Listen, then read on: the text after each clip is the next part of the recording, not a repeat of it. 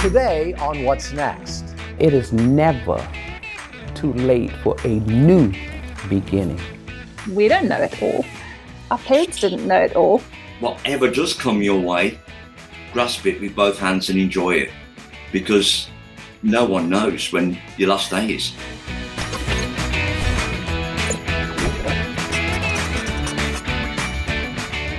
Hello and welcome to What's Next. I'm Mark Middleton. You've probably noticed that the title of this show doesn't have a question mark in it. It has an exclamation point because there is no question about it. We all have the opportunity for a what's next in our lives. In fact, the opportunity for a series of what's next in our lives. So let's get with it. Here is the What's Next crew: Bill Schaefer, Amy Sweezy, and Cecily Wilson. And not only do I work with these guys, I try to keep up with all of them on social media, which in truth can be dizzying at times. And Cec, let's start with you, because I know you recently sat down with a woman who raised somebody that we all know very well. And when you get to know her, it becomes apparent why we know him, because this is a pretty inspiring woman. Absolutely. So many know her as Shaq's mom, but her name is Lucille O'Neal, and she was 17 when she had Shaq. She went on to raise 3 other children with her husband, Phil, and they made education a priority with a no pass, no play mantra. But she had a dream. Lucille had that dream of going to college, but that dream was deferred. It took her 30 years to receive her degree. She graduated cum laude with a Bachelor of Science degree in Business Administration. Then in 2016, Bethune-Cookman University honored her with a doctorate in humane letters. And so now she answers to the name Dr. Lou. Where we make our mistake is that we stop dreaming. It was a dream at first. I didn't know how I was going to get there, but I wanted to get there. That determination that I had, I prepared myself. My children were growing up. I took care of them. They were growing up out of the home. I said, Lucille, it's your time now. God said to me, Lucille, it's your time now. I got busy. I didn't have to pay for my grades for them to give them to me. I put in the work, and that I am so proud of as well. So when we stop dreaming, that means we have really limited ourselves. Don't limit yourself, because you start here, but you want to continue to grow and grow and grow. There are no limits in what we can do. None. What would be the best advice you'd give someone who is over the age of 50, or maybe over the age of 60, thinking, it's too late for me now? I would ask them a question: what is it that you want to do? And then when I get that answer, depending on what that answer is, my encouragement always comes from these few words: that it is never too late for a new beginning. Simple. What do you want to do with yourself? Not what they want you to do, but what do you want to do? Everything begins with us. Self-determination, self-pride, self-motivation, self-encouragement. You have to look yourself in the mirror and say to yourself, I'm gonna make it. I will make it. What's next? What's next for Dr. Lou, the designer original? I can only tell you what I desire to be next, because we never know what tomorrow is gonna bring. So for me, what I'm looking forward to being next is establishing a real community now in Atlanta, Georgia, the place where I live. I want to be able to bring the concept of the Faith and Fellowship Luncheon to the Atlanta community. I want to be able to establish relationships. I want to be able to help others, other people that I don't know. So in the short term, that's what's next. I love Miss Lucille, and she has so many words of wisdom, and she's shared with me and others. So when you think about what's next and dreams deferred, guys, I just kind of want to go around and ask you, what dream has been deferred for you? You know, it's a great question, Seth. What do I dream about? Well, I no longer dream about hitting a home run in the World Series. I no longer dream about finding buried pirate treasure, which I always wanted to do. I no longer dream about inventing an invisibility cloak. What I dream about is a world without COVID, a world without hunger or child abuse. I dream about more time with my family and setting a better example. I guess I'm getting older.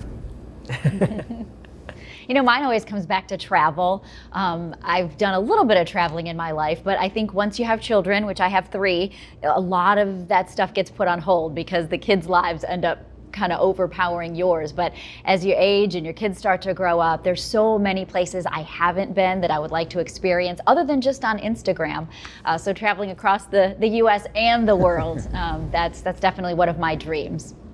And I'm one of those lucky people who can say that I'm doing my dream right now, reaching out and being able to inspire people, working for a company whose purpose is to help people light that spark inside and ask the question that we're asking now. And I do want to give a shout out to all of my friends, all the people like me who, even when you were a kid, people say, what do you want to be when you grow up? I never had an answer. What do you want to major in? I didn't know till the last minute. What do you want to do next? Stay open to opportunity. What's the next step going to bring? I can't wait to find out.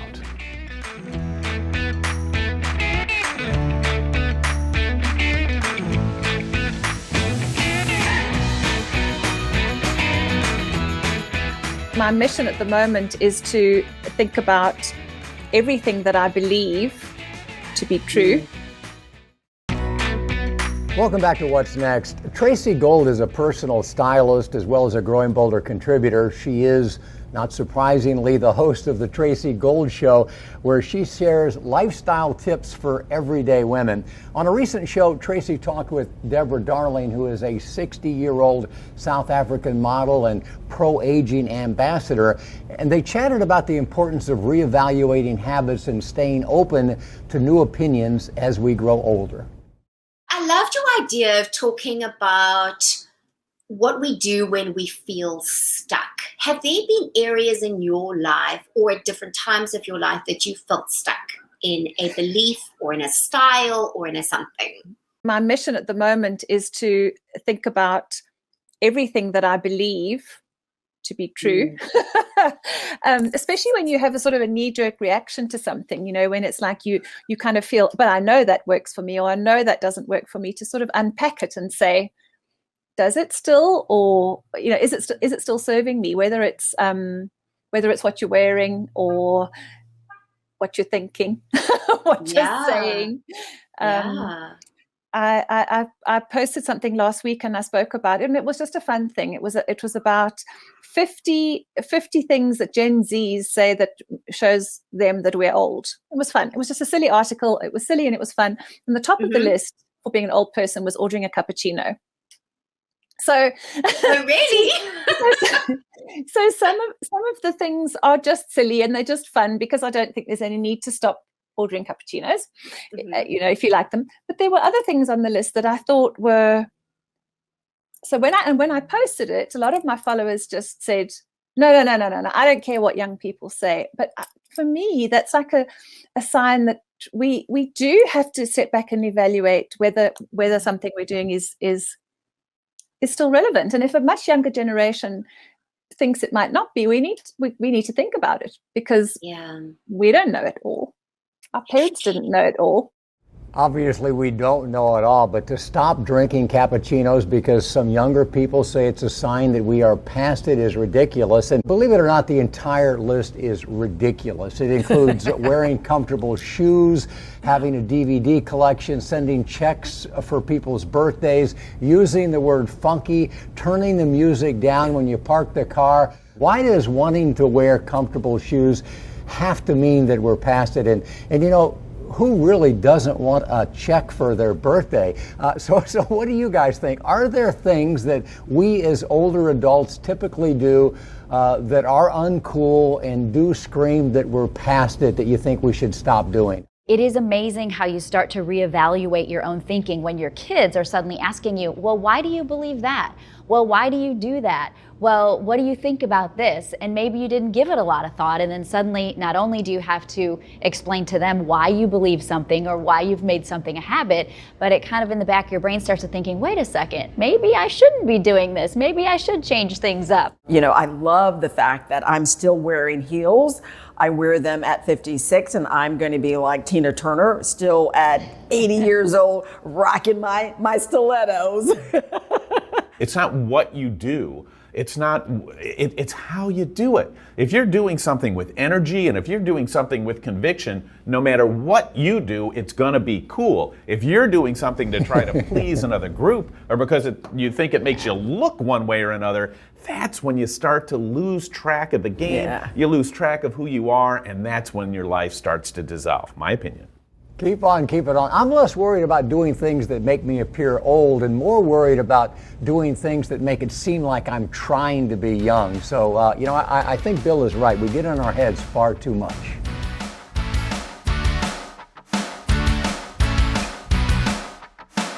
The point where we were, I don't think many people knew what the outcome would be from the situation, especially from being infected. Welcome back to What's Next. We've been saying for years that as we age, experience is far more important than things. And research does show that post-pandemic, that is more true now than it ever has been. There's been a global realignment of our priorities. Experiences, especially those with family connection and travel, now dominate the top 10 sources of inspiration. Recently, I had the chance to chat with a father and son from their home in England. Kevin Johnson is in his 60s. He's a frontline worker for the National Health Service, and early on in the pandemic, he became severely infected with COVID-19. He had to be quarantined at home, and he made it through thanks in large part to his son Ned, who moved in and became his around-the-clock caregiver. Kevin and Ned are both big Formula One race fans, and when a guy in the U.S. who was unable to be with his father, who was battling COVID in Ireland, heard about their story, he gifted them with a once-in-a-lifetime experience through a company that's called Quint Events. He arranged for both to live out their dream at the British Grand Prix, including a close encounter with their favorite driver of all time, Lewis Hamilton. I'm Kevin Johnson. And I'm Ned Johnson. It's my son, and we're living the F1 dream. This evening was just awesome. As soon as we got down onto the grid here, we just saw driver after driver, and then my hero, his hero, Lewis, came out. He was just like 6 foot away from me. I could not believe it. He's an inspiration. The guy, what he does on the track and off the track, you talk about inspirational people. Lewis is our inspiration, that's for sure. We're talking about, I think, the 2021 British Grand Prix, and if that's the race you were at, Lewis Hamilton actually won it, didn't he? Yeah. Yes, it was incredible. The seats they gave us in Beckett's, it's a fantastic view.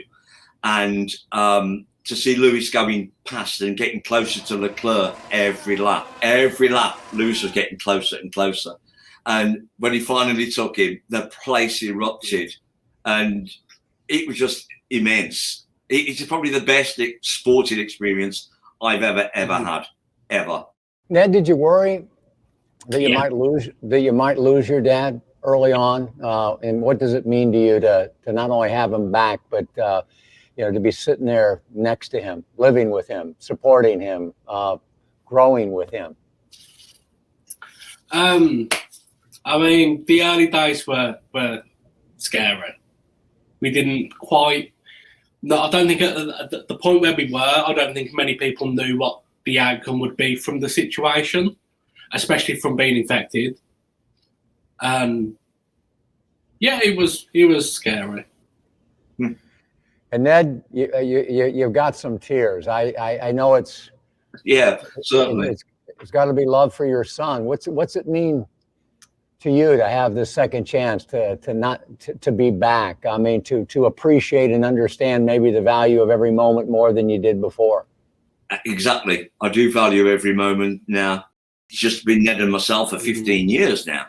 It makes you realize whatever does come your way, grasp it with both hands and enjoy it, because no one knows when your last day is.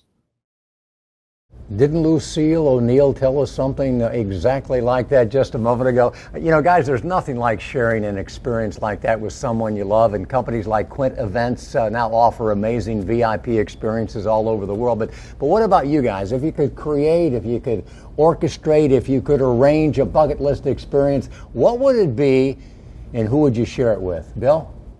You know, Mark, I just kind of wanted to turn it the other way just for a quick second at ones that we've had. My son and I, adult son, decided one day to pile in the car. We drove 17 and a half hours halfway across the country to see the NHL Winter Classic, Blues against the Blackhawks, and the experience, you know, of being there together and experience everything from the boring drive to finding your seats to, oh my gosh, running into some of my college friends in the stadium out of the blue without knowing. Those are priceless memories. It doesn't matter if it's triggered by COVID or a health scare or whatever. We all know that these are very limited things, so don't necessarily stress about what is the event, where exactly are we going to go, because wherever you go, whatever you do, if you're together, you're going to make it a life memory. I think I would do two things. One for myself, only for me, and that would be to host a show with the Lady O, Oprah Winfrey. She's been my idol for a long, long time. And if I can host a show with her side by side, it would be amazing. But with a family, I'd love to take my mother and my children and my granddaughter, Amari, on a South African safari. That's what I'd love to do, to kind of go back to a country that has roots for my family.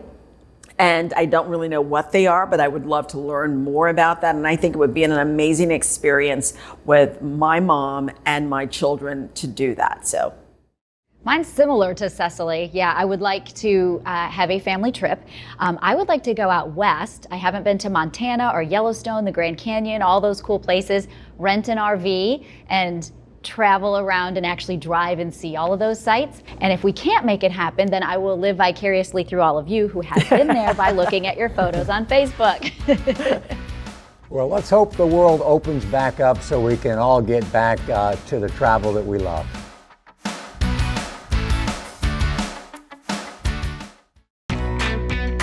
Welcome back to What's Next, and put this on your to-do list. Check out Growing Boulder's online communities at Facebook, Instagram, and Twitter, where we keep the conversation going 24/7.